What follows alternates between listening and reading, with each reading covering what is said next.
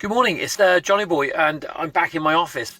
Just want to say thank you for all the views on the recent video about my garden. I just can't believe how many that was loaded up in such a short period of time. Fantastic. Thanks very much, really appreciate it. But now is that time in the morning where you've got to replenish your tools. And I'm probably going to get the most important tool that you'll ever buy. A bit of time in B&Q because it's simple sometimes, it's available, there's lots of them around, but just coming in now, there's a lovely gentleman, and customer service is still there, old school. Back in my office, and I've just been into B&Q, and I ain't kidding you, the customer service of this gentleman that was behind the counter there was absolutely second to none. And Richard, his name was, he was so polite, so well mannered, but he was happy, and he was happy in his job, and it reflected in his whole approach. Just so refreshing.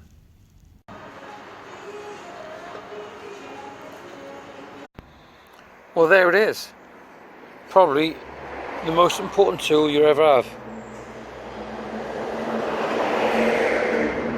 It's called a brush, and it helps you to clean up. It makes a massive difference.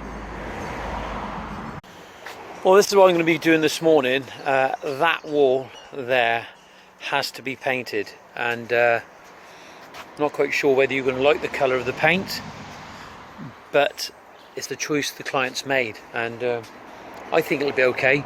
They're going to change that door there, and that door is going to be green.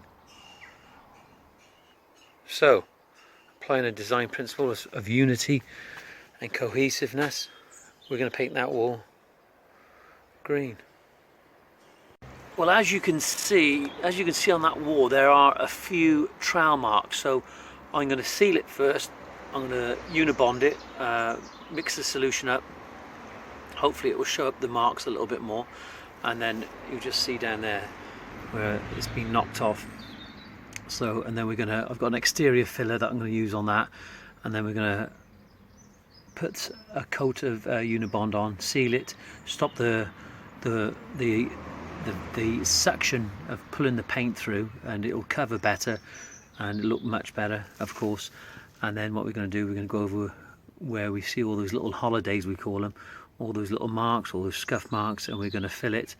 And then we're going to give it a coat of paint, hopefully, as well, and then we should have this done today. Well, there we have it. My preference when I seal the wall is 1 part PVA, 2 parts water, and usually that's a good mix, and it works for me. Everybody will have a difference of opinion, but if you've got an opinion, just let me know. It's no problem at all.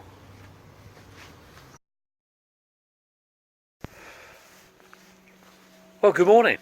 It's Johnny Boy, and I have here my Dickies t-shirt on. Dickies, the workwear people. So I gotta say, they've washed up very well, and I'm looking sharp.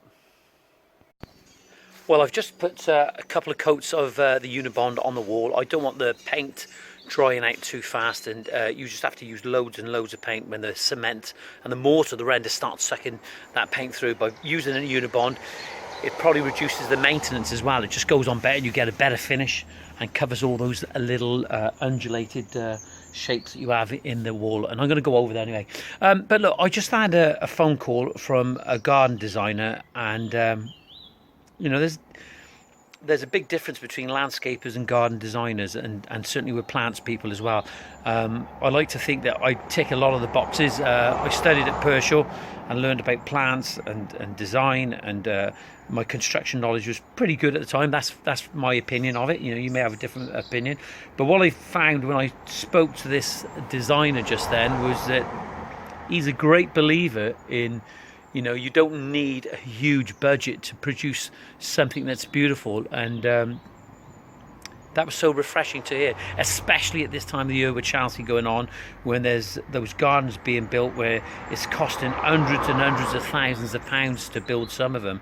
I think that I know I believe that the real skill set is turning up in a garden, and you know, that would be the challenge, is producing something from nothing. That's the challenge, you know. It's like I suppose it's like going in your larder or your pantry many years ago, when you've been working hard all day doing the daily grind, and you go in there and you get creative, you know, a few eggs and some chives and some vegetables that's left in the bottom of the bowl. And I wonder how many contractors and landscapers could actually do that, you know, how many designers can actually do it. Well, I've given the wall 3 coats of sealer, so that'll stop the wall sucking the paint too much. And what I've done, I've gone over and filled all the little trowel marks and the little holes in different places, and it's not as bad as what I thought it would be.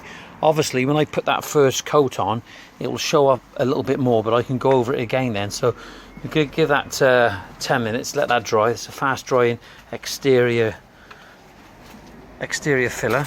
I can see a few there I've missed there now, so I'll go over that, but just let that dry now a minute.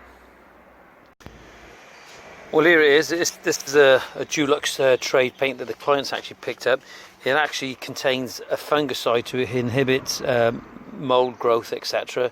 And apparently it's shower proof within 30 minutes. Let's have a look at the colour. I don't know if you'll approve. Well, let's see. It's their choice. I like it. It's okay. And they're going to have the same colour door, so let's see what we can do. Oops.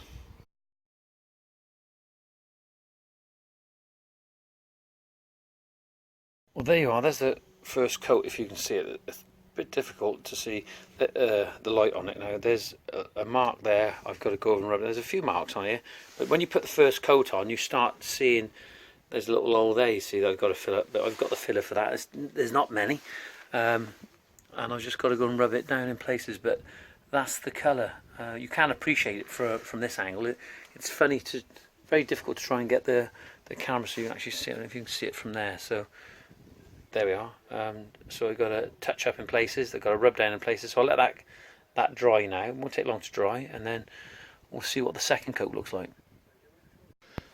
Well, believe it or not, it's getting there now. And to the left where that junction box is and the radio over there, that's where I started when I was rendering, and I just never got back to it quick enough. But it's not bad. It's okay. And I'm still going over it, just touching up in places. I just want a nice finish on it.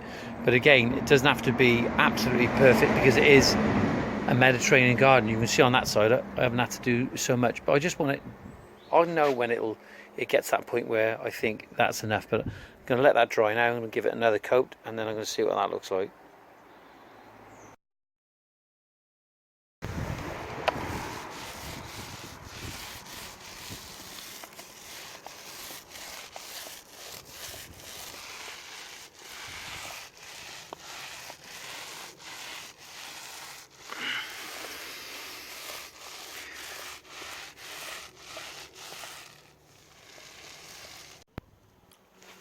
Well, that's the finish. Don't know if you can see it.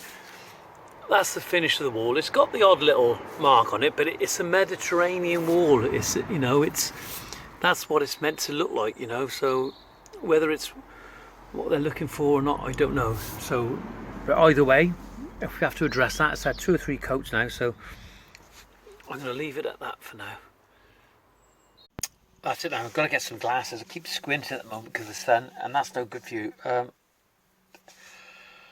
Well, I've given the wall, I think, about 3 coats now, and I've gone over it with filler and you know, for those trowel marks, but I think it loses its character if you take too much of that away from it. If it's too smooth, it just looks too clinical. So the thing is, if I make it too smooth and he comes back and the client looks at it, he may feel that it's too clinical and it's not what he wants, and then you've lost what you're looking for. So the best thing to do is just to leave it as it is now, wait for him to come back, let him look at it, and then if he doesn't quite like that, then we can start filling those other little places over. But let's just see what he has to say.